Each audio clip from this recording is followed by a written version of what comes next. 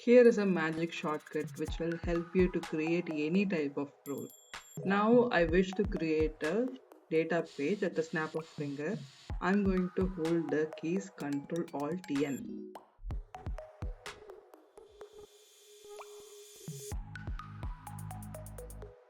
A new data page rule form has been created.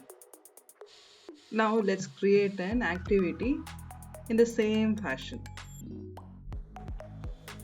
I open this activity.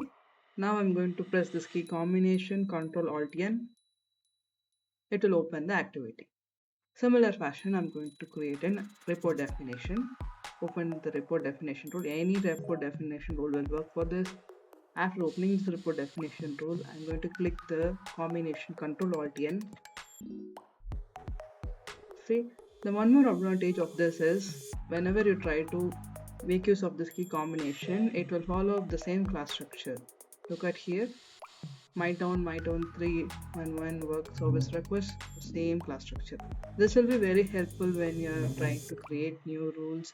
If you have to create a lot of rules at short span, you can make use of this keyboard shortcuts.